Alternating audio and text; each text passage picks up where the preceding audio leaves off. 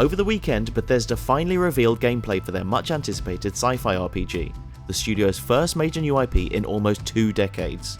Not only was it the culmination of a Microsoft showcase jam-packed with new games and big announcements, but it rounded off a weekend in which a lot of sci-fi and space-related games were announced across multiple presentations, as publishers showed off what we can expect over the next year or so.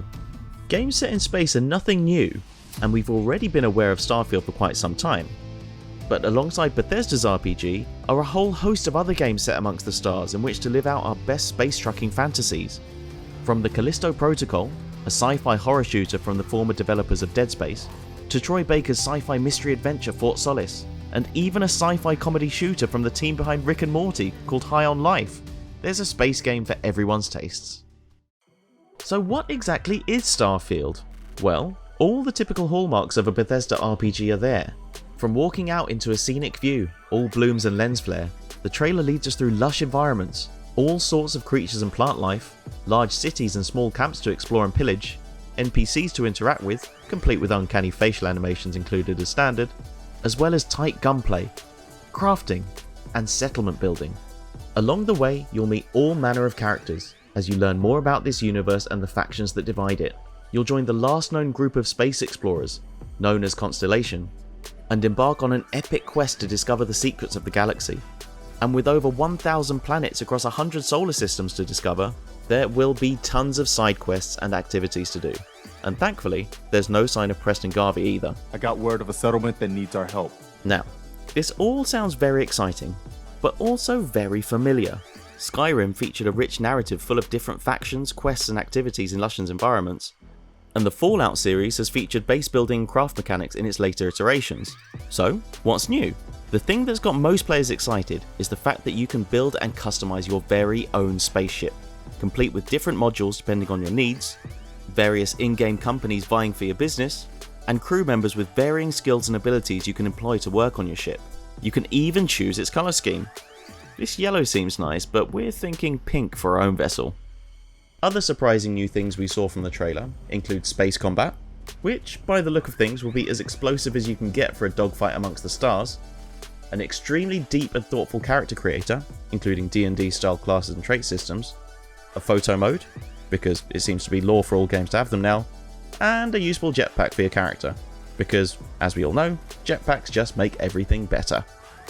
Starfield looks set to be Bethesda's next big RPG franchise, and we can't wait to play it. But it could also be the spearhead for a shift towards a new era of space games more generally. If you were watching any of the press conferences over the weekend, from Jeff Keighley's Summer Games Fest, to Devolver's always crazy digital event, and of course the PC gaming show, they all featured a sci-fi game in some form or another. Some on Twitter were quick to complain about this, lamenting a supposed lack of variety and wondering why so many games had such a similar setting. But when you stop to think about it, this could be a great thing for gamers, and potentially something really exciting for the industry as a whole. Did you know that they call Callisto the Dead Moon? Take the Callisto Protocol, developed by Striking Distance Studios, who are headed up by former director of Visceral Games and Sledgehammer Studios, Glenn Schofield. It's a survival horror game scheduled for release at the end of 2022. While the game looks stunningly beautiful, and also incredibly violent, many have been quick to point out its similarities to Dead Space, whether it's its oppressive horror atmosphere, its deserted spaceship setting, or its lack of a heads-up display, with all the information the player needs including health and ammunition incorporated into the game itself. These things haven't gone unnoticed. Schofield doesn't even deny the similarities himself, and both Dead Space and Callisto represent the style of games he likes to make, and that's no bad thing.